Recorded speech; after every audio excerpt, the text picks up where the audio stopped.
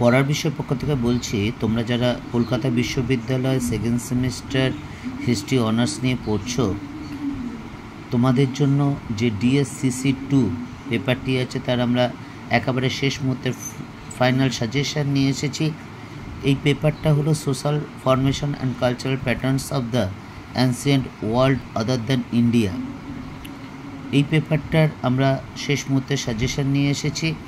তোমরা ইতিমধ্যেই form fill up করে দিয়েছ, তবে পরীক্ষা সম্ভবত 100% শিওর পুজোর পর হবে এবং নভেম্বর মাস নাগাদ পরীক্ষা হবে এবং কিছুটা সময় আছে, বেশ কিছুটা সময় আছে মাঝখানে পুজো হলেও তোমরা কিন্তু এই প্রশ্নগুলো অবশ্যই ভালো করে পেরো, কারণ পুজোর পরেই কিন্তু তোমাদের পরীক্ষা। তোমরা এই পেপারটা বা হিস্ট্রি অনার্স এই DSCC পেপারগুলো 75 নম্বরের পরীক্ষা দাও। ফার্স্ট সেমিস্টারে তোমরা দিয়েছো, জানো, তবু আরেকবার বলে দিলাম। এবং সাজেশানটা শুরু করার আগে আমরা যে তোমাদের এই পেপারের প্রশ্নের প্যাটার্নটা নিয়ে আমরা একটু আলোচনা করি।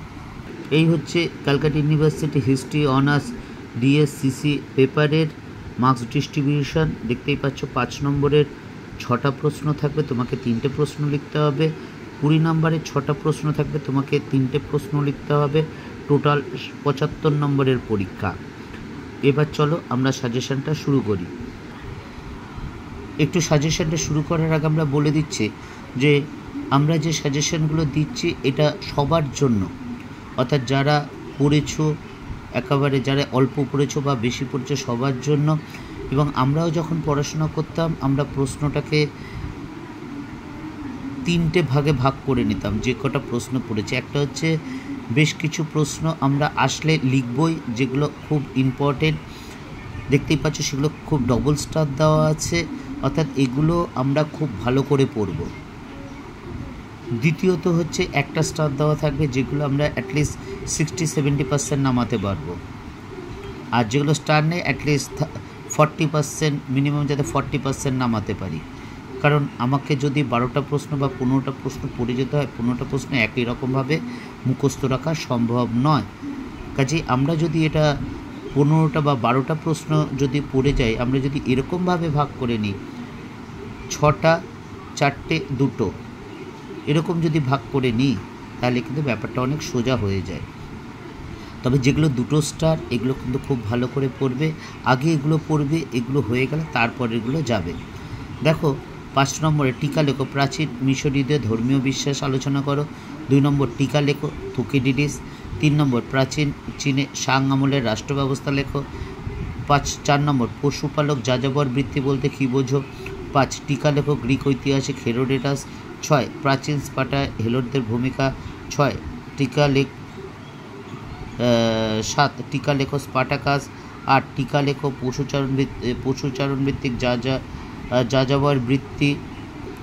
7এরটা দেখো টিকা লেখো স্পার্টাকাস, 8এরটা ডবল হয়ে গেছিলো, তা যাই হোক আমরা নাম্বারটা চেঞ্জ করে নিই। 9 নম্বর টিকা লেখো প্রাচীন রোমের ব্যবসা বাণিজ্য। 10 প্রাচীন চীনের সাং রাজবংশের যুগে চীনা ভাষার বিকাশ আলোচনা করো। 11 নিম্ন পুরাপ্রস্তর যুগ সম্পর্কে আলোচনা করো। এবং 12 গ্রিক দার্শনিক সক্রেটিসের কৃতিত্বের মূল্যায়ন করো। এই ছিল 12টা প্রশ্ন, দেখে নাও ভাগটা। এবং এগুলো কিন্তু তোমরা খুব ভালো করে পড়ো, বুঝে পড়ো, চোখ কান বুঝে মুখস্থ করো না, বুঝে পড়ে তারপর লিখে কিন্তু তোমরা অবশ্যই প্র্যাকটিস করবে। তা এই ছিল তোমাদের 5 নম্বরের প্রশ্ন। এবার চলো আমরা 20 নম্বরের সাজেশনটা শুরু করি। আমরা পড়ার বিষয়ের পক্ষ থেকে তোমাদের জন্য হিস্ট্রি এবং education honours, history pol science philosophy education major minor এবং IDC history pol science philosophy education এবং ফার্স্ট এবং সেকেন্ড সেমিস্টারে ENVS এবং সিব্যাকের আমরা সাজেশন দিয়ে থাকি। ইতিমধ্যে আমরা ফার্স্ট সেমিস্টারের IDC বা তোমাদের সেকেন্ড সেমিস্টারে IDC পরীক্ষা হয়ে গেছে, যাই হোক আমরা সাজেশন দিয়ে দিচ্ছি ফার্স্ট সেমিস্টারের, এবং ফার্স্ট সেমিস্টার ENVS বা সিব্যাকেরও কিন্তু সাজেশন দিয়ে দেওয়া আছে। বিগত বছরে আমরা যে সাজেশনগুলো দিয়েছি সেই সাজেশনগুলো কী পরিমাণ কমন এসেছে তা তোমরা দেখে বিশ্বাস যদি হয় তাহলে এই চ্যানেলটি লাইক করে সাবস্ক্রাইব করে বেল আইকন টিপে রেখো। আরেকটা কথা, আমরা তোমাদের জন্য কলকাতা বিশ্ববিদ্যালয় থেকে যে গুরুত্বপূর্ণ নোটিফিকেশান দেয়, যেগুলো তোমাদের জানার কথা বা জানার দরকার, সেগুলো কিন্তু আমাদের পড়ার বিষয় চ্যানেলের মাধ্যমে দিয়ে থাকি।